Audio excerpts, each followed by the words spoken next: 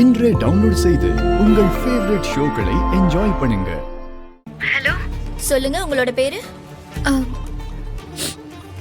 நான் அது வந்து கொஞ்ச நேரத்துக்கு முன்னாடி அவர் பேசினாருல்ல. ஓ, நீங்க நல்லூர்ல இருந்து லக்ஷ்மியா? ஆமா மேடம். டேய், இது அவதானே நம்ம எல்லாரும் ஏமாத்திட்டு போன அந்த லக்ஷ்மி லைனுக்கு வந்துட்டாடா. வாவ், லக்ஷ்மி, நீங்க உங்க ஹஸ்பண்ட் பேசினதெல்லாம் கேட்டுட்டு தான் இருந்தீங்களா? கேட்டேன் மேடம். அவருக்கு நீங்க ஏதாவது சொல்ல ஆசைப்படுறீங்களா? அவர் உங்களை ரொம்ப மிஸ் பண்றதா சொன்னாரு.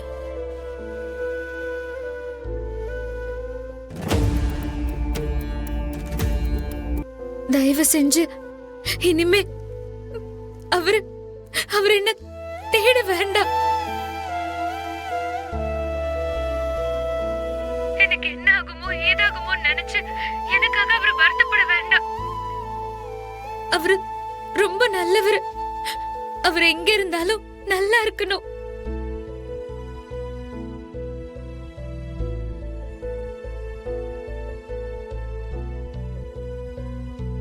ஐயோ லக்ஷ்மி, நீ ஏன் திரும்ப திரும்ப இப்படியே சொல்ற?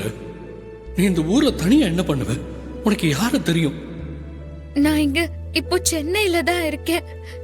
நான் என்ன பண்ணுவேன் ஏது பண்ணுவேன் நினைச்சு அவரு கவலைப்பட வேண்டாம். என் வாழ்க்கையும் அவரோட வாழ்க்கையும் வேற வேறன்னு ஆயிடுச்சு. அது அப்படி இருக்கிறது தான் எல்லாருக்கும் நல்லது. என் வாழ்க்கைய நான் வாழ்ந்துக்குவேன். அவரோட வாழ்க்கைய பார்க்கட்டும். நான் அவரோட வாழ்க்கைக்கு எந்த விதத்திலையும் தொந்தரவா இருக்கவே மாட்டேன், இருக்கவும் கூடாது. என்ன பொறுத்த வரைக்கும் அவரோட வாழ்க்கையில நான் பாதியில வந்தேன். வந்து சுவட தெரியாம பாதியிலேயே போயிடுறேன்.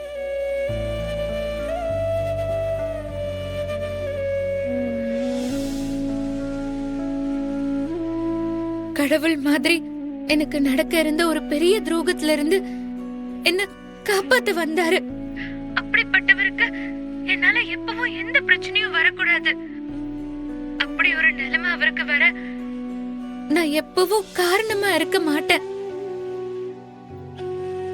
அவர் என்ன தேடுறத நிறுத்திட்டு அவருக்கு பிடிச்ச வாழ்க்கைய வாழணும். அதுதான் என்னோட ஆசை. அவரு சந்தோஷமா இருக்கணும். அவர் எனக்கு எந்த கெடுதலும் பண்ணல. உண்மைய சொல்லணும்னா என்ன கஷ்டத்துல இருந்து காப்பாத்த கடவுள் தான் அவரை என்கிட்ட அனுப்பி வச்சாரு. அவர் வந்த வேலை முடிஞ்சிருச்சு. இனி அவர் வழியில தான் போகணும். எங்க 2 பேரோட வாழ்க்கையும் வேற வேற பாதையில போறதுதான் நல்லது.